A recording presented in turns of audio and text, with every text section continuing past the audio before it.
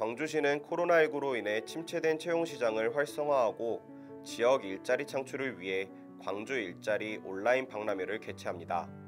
광주 일자리 온라인 박람회는 6월 8일부터 21일까지 인터넷 취업 포털 사이트 잡코리아에서 운영하며 우수 기업과는 광주시에서 지정한 명품 강소기업 및 프리 명품 강소기업 등이 참여하며 추천 기업과는 광주시 등이 추천한 근로자 복지 우수기업 등이 참가합니다. 경북구미시설공단은 올해 첫 신규 직원 공개 채용에 많은 취업 준비생이 몰리면서 분야별 평균 28.1대 1의 경쟁률을 기록했다고 밝혔습니다. 총 29명 모집에 815명이 접수해 28.1대 1의 경쟁률을 보였습니다. 행정직과 운전직은 각각 89.3대 1, 51.4대 1로 설립 이래 경쟁률이 가장 높았다고 구미시설공단은 전했습니다. 해양경찰교육원이 2020년도 제1차 특임구조 분야 채용 실기시험을 실시하고 있다고 전했습니다. 올해 구조 분야 채용시험에는 450여 명이 응시했습니다. 해양경찰청은 4차례 평가를 거쳐 해양인명구조 전문요원 70명을 선발할 방침입니다. 교육부가 2020년 한국형 온라인 공개 강좌 선도대학 및 신규 강좌 선정 결과를 발표했습니다. 서울대와 포항공대 등 K무크 선도대학 14개 교를 선정했으며 인공지능 강좌 등 총 76개의 신규 강좌를 선정했습니다. K무크 수강 신청 건수는 전년 동기 대비 78%포인트 증가한 것으로 나타났습니다. 대구시가 구직을 준비하는 청년들의 취업 역량 강화를 위해 2020년 하반기 청년 프리잡 지원사업 참여자를 모집합니다.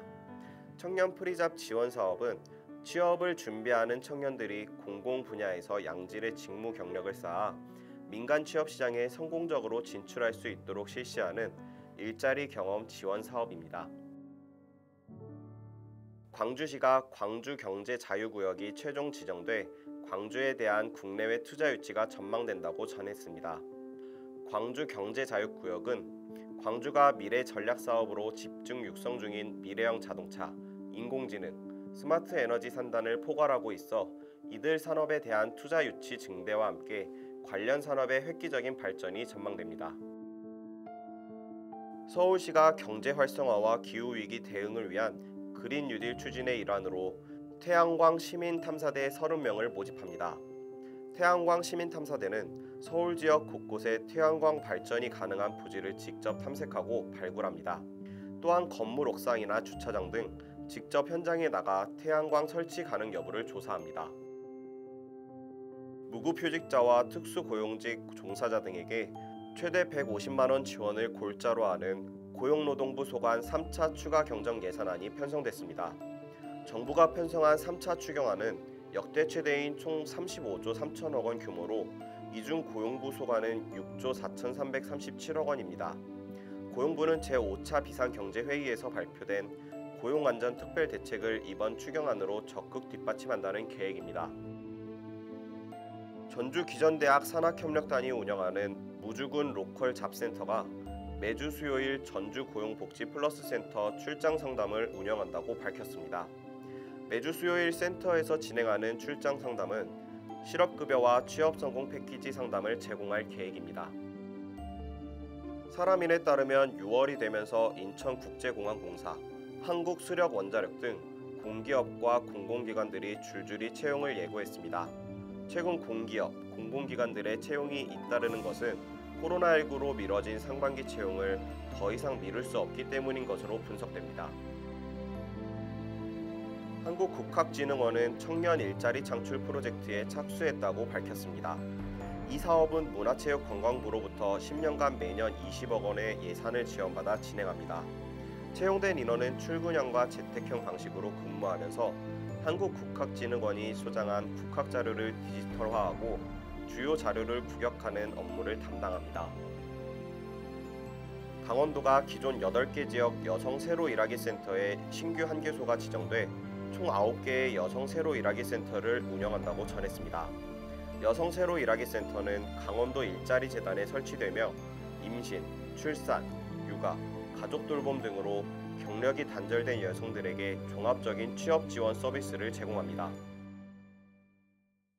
SKCNC와 경기도는 경기도에 거주하는 중장년 퇴직자와 경력 단절 여성을 대상으로 IT 교육 프로그램 디지털 드림 아카데미 교육생을 모집한다고 밝혔습니다. 교육비는 전액 무료이며 도내 중장년 퇴직자들과 경력 단절 여성들의 디지털 취업 디딤돌 역할을 하자는 취지로 마련됐습니다. 네이버는 YBM 한국토익위원회와 함께 네이버 얼굴 인식 시스템을 토익 스피킹 수험자 확인 절차에 도입했다고 밝혔습니다. 토익 스피킹 얼굴 인식 시스템은 수험자의 대리응시 방지 및 본인 확인 절차 간소화를 위해 지난 6일 시험부터 도입했습니다. 환경부와 한국환경산업협회, 인크루트가 환경기업의 구인구직 활성화를 위해 2020 온라인 환경일자리 박람회를 개최합니다. 박람회는 공식 박람회 홈페이지를 통해 진행되며 입사 지원, 면접까지 모든 절차가 언택트 형식으로 실시됩니다. 참여 기업은 우수 환경기업 15곳입니다. 울산시 중구가 지역산업 맞춤형 일자리 창출 지원 사업의 하나로 통합 돌봄 서비스 전문 인력 양성을 추진한다고 밝혔습니다. 일자리 창출 지원은 고용노동부 공모사업으로 중구는 올해 3개 사업이 선정돼 총 사업비 2억 5,100만 원으로 사업을 추진합니다. 구는 간병사, 요양보호사 관련 교육을 통해 일자리를 창출할 방침입니다. 코로나19발 취업시장 한파로 신입 구직자 절반 이상이 비정규직이라도 취업을 원하는 것으로 나타났습니다. 사람인이 신입 구직자 1,182명을 대상으로 비정규직 취업 의향을 조사한 결과 57.7%가 의향이 있다고 밝혔습니다. 지난해 51.8%로 나타난 것보다 5.9%포인트 상승한 수치입니다. 농림축산식품부가 도시민을 대상으로 농업 일자리 연계 단기 귀농 교육을 신규 운영한다고 밝혔습니다. 교육은 농업 분야 일자리 탐색 교육과정과 일자리 체험 연계 귀농 교육과정으로 운영됩니다. 경상남도가 미취업 청년들에게 취업 비용을 지원하는 청년 구직 활동 수당을 지급합니다. 도는 2,975명을 대상으로 심사를 거쳐 2,161명을 최종 확정했으며 이들에게 6월부터 4개월간 매월 50만 원씩 총 200만 원을 지급합니다. 한국해양진흥공사가 신규 직원을 채용한다고 밝혔습니다. 채용 규모는 신입직 12명, 분야별 경력직 11명으로 총 23명입니다. 특히 이번 공개 채용에는 취업 지원 대상자의 비중을 늘려 신입직 12명 중 5명을 별도로 채용할 계획입니다.